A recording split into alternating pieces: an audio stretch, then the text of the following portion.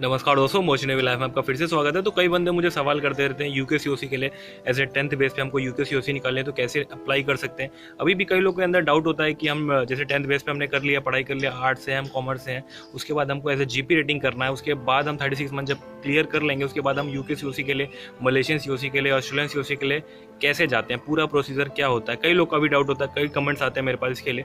तो आज की वीडियो में दोबारा से मैं ये बता रहा हूँ कि कैसे आप अप्लाई कर सकते हो। जैसे कि आप एज ए 10th बेस पे जीपी रेटिंग करते हो, जीपी रेटिंग करने के बाद पूरा आपने सेल कर लिया as a genuine sail, as a ITF company में अगर आप सेल करो तो बेस्ट है। मतलब एज ए जेन्युइन सेल अच्छे जीआरटी के वेसल्स पे आपको सेल करना, चाहे आप जनरल कार्गो हो, बल्कि हो, टैंकर वेसल्स हो, केमिकल टैंकर्स हो, कोई भी वेसल्स हो, आपको as a genuine 36 month master checker पे दिखाना है। उसके बाद अगर आप अप्लाई करने के लिए यूके जाते हो या ऑस्ट्रेलिया जाते हो, कहीं पे भी जाते हो, तो देखो यूके का मैं आपको यूके का क्लियर करता हूँ। यूके का क्या हिसाब है, यूके में कई यूनिवर्सिटीज़ हैं, आपको 4 महीना या 5 महीना पहले अप्लाई करना रहता है। आप यहाँ से अप्लाई कर सकते हो, वहाँ पे आप सीट बुकिंग कर सकते हो। आपको हाफ पेमेंट वहाँ पे करनी रहती है, जैसे 1000 पाउंड्स की करनी रहती है। 1000 पाउंड समथिंग हो गया, आपका 1 लाख से ज़्यादा हो गया। अगर आप ऐसा जाओगे यूके के लिए तो 1000 पाउंड करके आपको बुकिंग कर लेनी होगी, आपकी सीट बुक कर दी जाएगी। उसके बाद आपको जैसे आप सेल करके आ गए, शिप पे हो, शिप पे भी आप कर सकते हो बुकिंग। अगर आप यहाँ पे भी हो तो यहाँ से भी कर सकते हो। जैसे आप उसके बाद आप आ गए, उसके बाद आपको 2-3 कोर्सेज़ आपको यहाँ पे करने पड़ेंगे, जैसे जीएमडीएसएस का और भी 2-3 कोर्सेज़ हैं आपको यहाँ पे करने पड़ेंगे। और आपका पूरा जो भी सेल है वगैरह वगैरह सबका स्कैन कॉपी करके आपको उधर भेजना रहेगा, यूके में भेजना रहेगा। आपका जैसे सीडीसी का स्टैम्प होगा जितना आप सेल किए हो वहाँ का, और आपका एसटीसीडब्ल्यू सर्टिफिकेट्स हो गया, आपका कौन सी कंपनी में सेल किए थे उसका सारा जितना भी डॉक्यूमेंटेशन है, कौन सी जो पासपोर्ट पर कितना वीज़ा लगा है, सारा का सारा फोटो आपको उधर कंट्रीज में भेजना पड़ेगा।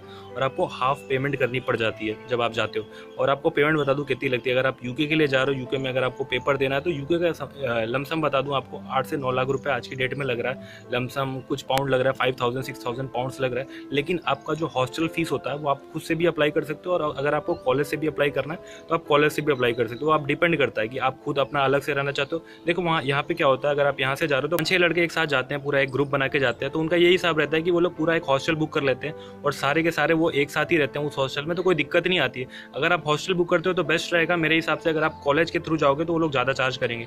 तो मेरे हिसाब से आपको टोटल लेकिन फीस दिखानी रहती है जब आप जाते हो यूके के लिए, तो लमसम आपको 16 से 17 लाख रुपए दिखाने रहेंगे। मतलब अलग से, जैसे आपने 12 लाख 8 लाख पे कर दिया, उसके बाद 3 लाख आपने हॉस्टल का पे कर दिया, जो भी हॉस्टल में आप रह रहे हो, उसके बाद आपको 6-7 लाख रुपए आपके अकाउंट में दिखाने रहेंगे। वो खर्चा नहीं होता आपका, वो बचा रहता है आपका, वो पूरा का पूरा सेव रहेगा। और ये जो कोर्स होता है उसका ड्यूरेशन होता है 9 मंथ होता है। पूरा 9 मंथ आपको यूके में ही रहना पड़ेगा, वहाँ पे पढ़ाई वढ़ाई जो भी होगी।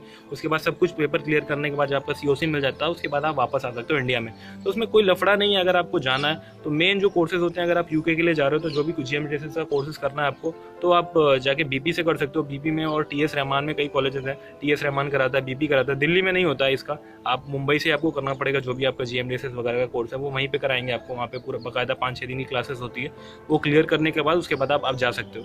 देखो कोई दिक्कत नहीं होती, आप बस कंटिन्यू सेल करो, 36 मंथ सेल करो, अच्छी कंपनी में सेल करोगे, उसके बाद आप यूके के लिए जाओगे, कोई दिक्कत नहीं आती है। बाद में भी यूके के बाद अगर आपके पास जेन्युइन सेल है, अच्छी कंपनी में सेल किया, जो कंपनी में, देखो मैं आपको एक हिसाब बताता हूँ। अगर आपने एज अ अच्छी कंपनी में सेल किया है तो अच्छी कंपनी में अगर आप बाकायदा कंटिन्यू 5-6 सेल कंटिन्यू मार के जा रहे हो यूके के लिए, तो दोबारा अगर आप यूके सीओसी लेके जाओगे उसी कंपनी में जिस कंपनी में आप सेल करते थे, तो वो कंपनी आपको डेफिनेटली उठा लेगी। ऐसा नहीं कि आपको नहीं उठाएगी, 1-2 सेल आपको एज अ छोटे रैंक पे कराएगी, उसके बाद आपको प्रमोट कर देगी एज अ ऑफिसर लेवल पे। अगर आप कंपनी छोड़ते हो, इधर उधर जाते हो, कोई दूसरी कंपनी में जाते हो, तो आपको बहुत दिक्कत होती है बाद में। तो मेरे हिसाब से अगर आप यूके के लिए जा रहे हो तो ये सिंपल सा रूल अप्लाई करना, वो कंपनी जो कंपनी में सेल करते हो रेगुलर उसमें सेल करना, उसके बाद यूके सीओसी के लिए जाना।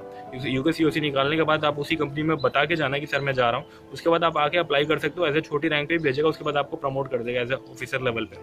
तो ये हिसाब है, ज़्यादा कुछ लफड़ा नहीं है, आप जा सकते हो आराम से, कोई दिक्कत नहीं है। तो जो भी होगा मेरे को कमेंट करना। आज के लिए छोटी सी वीडियो इसलिए मैंने बनाई क्योंकि कई बंदे कमेंट करते हैं यूके सीओसी के लिए, कई लोगों को भी डाउट होता है कि कैसे हम जाएं।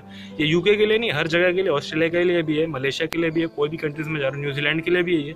यही प्रोसीजर हर जगह होता है। जो कॉलेज में आपको जाना है, आपको 4 महीना पहले वहाँ पे फीस बुक करके अपना सीट बुकिंग कराना रहता है, बस ये हिसाब रहता है। उसके बाद आप सेल मारो या उसके बाद ना मारो, वो आप पे डिपेंड करता है। तो जो भी होगा मेरे को कमेंट करना। आज के लिए बस इतना ही है। So thank you for watching this video, thank you, bye.